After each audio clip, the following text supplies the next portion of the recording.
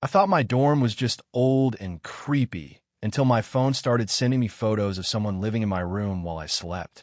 I moved into my new college dorm thinking it was just another typical freshman nightmare. Tiny room, weird neighbors, outdated Wi-Fi, but nothing could have prepared me for what came next. The first night, my phone kept glitching, apps crashing, notifications popping up for people I didn't know, but I brushed it off, assuming it was the dorm's horrible internet. Then I noticed something. Every time I turned on the front-facing camera, I could faintly see a figure standing behind my bed. Just a shadow, blurry, almost like a reflection, but I live alone. At first, I thought it was a camera glitch, maybe my phone heating up, until the notification started. Random texts from unknown that read things like, "I see you," and "Don't turn around." I laughed nervously and told myself it was a prank from one of the upperclassmen. That weekend, a viral AI app on campus caught everyone's attention. It was supposed to be a fun deepfake generator for short videos. Everyone was making little clips of themselves doing impossible stunts or talking to historical figures. I downloaded it. My first attempt was harmless, me sitting on my bed doing a TikTok-style dance. But when I watched the playback, my reflection in the phone's camera wasn't me. It was my face twisted, eyes blacked out, smiling slowly while I froze mid-dance. I dropped the phone. That's when the dorm lights flickered, and I heard breathing behind me. Heart racing, I whipped around. Nothing. Just the dark corner of my room. Then the app sent me a notification. I'm already here. Panic set in. I tried leaving the dorm, but the hallway seemed wrong. The doors weren't where they should have been. The floor stretched, and my phone wouldn't stop taking pictures on its own. Each photo was a step closer to the shadow. Every time I checked my social media, live streams from random strangers appeared, showing my room from angles I didn't recognize. I called the RA, but he claimed the cameras were off, and no one else could access them. That night, I set my phone on the desk and tried sleeping, but every time I dozed off, my phone vibrated with new images. My bed, my desk, myself, sleeping with someone standing over me. I started recording everything, hoping to catch a glitch or prove it was fake. When I finally looked back at the footage, I couldn't breathe. The figure wasn't a shadow anymore. It had a face, my face, and it mouthed words I didn't say. "You're mine now." I left the dorm that night, abandoning everything, but when I went to delete the app, it had already uninstalled itself and uploaded all my personal videos to a private server I couldn't access. Weeks later, a friend sent me a link to a viral compilation from campus. I clicked it, sick with dread, and there I was sleeping in my dorm, perfectly still, my shadow face staring back at the camera, smiling at everyone watching. I don't know how it's possible, but I know one thing. It's still there, and it's learning me.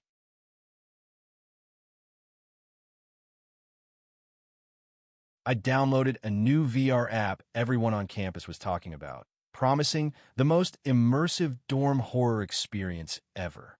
At first, it was just another gimmick, slipping on the headset, walking through a pixel-perfect replica of my dorm room, seeing myself on the virtual bed, hearing faint ambient noises. But then things started breaking the rules. The first glitch was subtle. My VR phone notifications started showing text for myself, messages I had never typed. "Don't trust the mirror, he's watching." I laughed nervously, thinking it was a programming Easter egg, until I looked around the virtual room and saw a shadowy figure in the corner mimicking every small movement I made. I tried taking off the headset, but the disconnect button refused to respond. Panic set in as the figure started moving closer, reaching through virtual walls, its face obscured but grinning. The VR environment began bleeding into reality. My desk vibrated with the same pulse as the virtual one, my smart lights flickered in sync with the app, and my phone cameras kept turning on by themselves, showing the shadow and angles that didn't exist. Every time I screamed, the AI running the VR started whispering things I shouldn't know. "You left your window unlocked. He's behind the curtain." I froze. I hadn't told anyone. The room was empty. But the whispering continued, coming from my own smart speaker, my headset, even my phone. I tried restarting everything, pulling cords, but the VR world had somehow fused with reality. I could see my dorm's hallway inside the headset, but it was longer, twisting in impossible ways. Doorways appeared where none existed. My reflection on the virtual mirror wasn't me. It was something else, wearing my face like a mask, tilting its head at unnatural angles, grinning wider than any human could. Then came a live feed. Somehow, the app had started streaming to other devices. I could see strangers on their phones, watching my every move in real time. And they weren't just watching, they were laughing. Someone typed a comment I could read. "He's scared. This is fun." The sound of typing came from all around me, even from my VR controllers. I ripped the headset off, gagging, but my phone chimed, a new message from the app itself: "You can't leave." Not yet.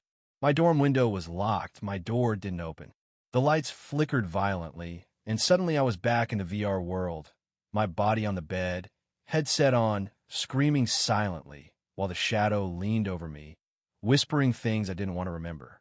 The app recorded everything, and when I finally managed to pry it off, I saw my own face on the phone screen, eyes wide, screaming, but the image didn't move. It was frozen, like a screenshot, yet every night, I swear it blinks at me. I thought deleting the app would end it, but my phone now starts up in the middle of the night, loading the VR dorm without my permission. And last week, my roommate sent me a link. Someone uploaded a funny VR glitch compilation from campus.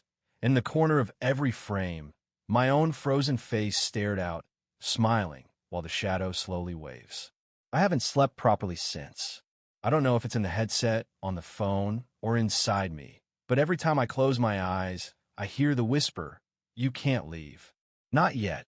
I didn't believe in cursed videos, or so I thought, until one night, I stayed up scrolling through a thread about a disappearing challenge going viral across college campuses. The challenge was simple. Watch the clip at 3:33 a.m.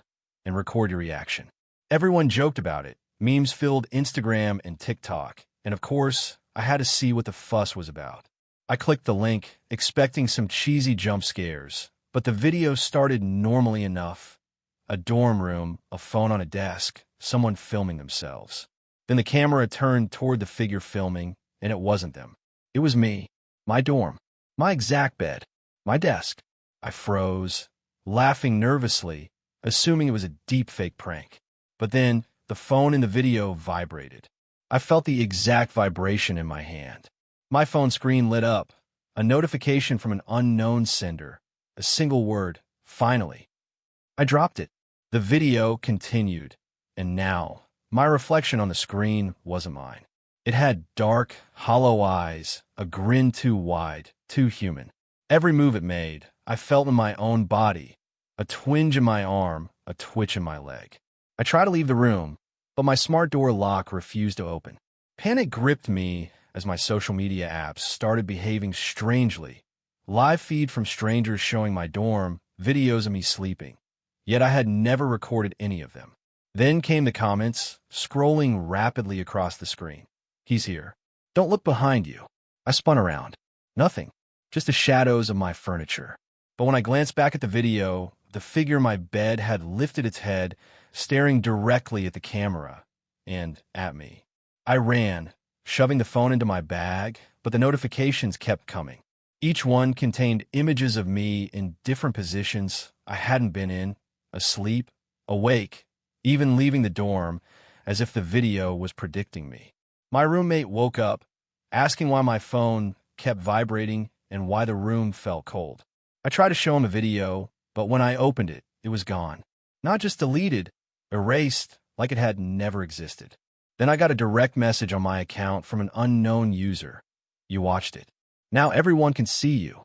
Within hours, my dorm Instagram story exploded with screenshots of me, taken by accounts I didn't follow, all showing me sleeping, studying, even walking down the hall.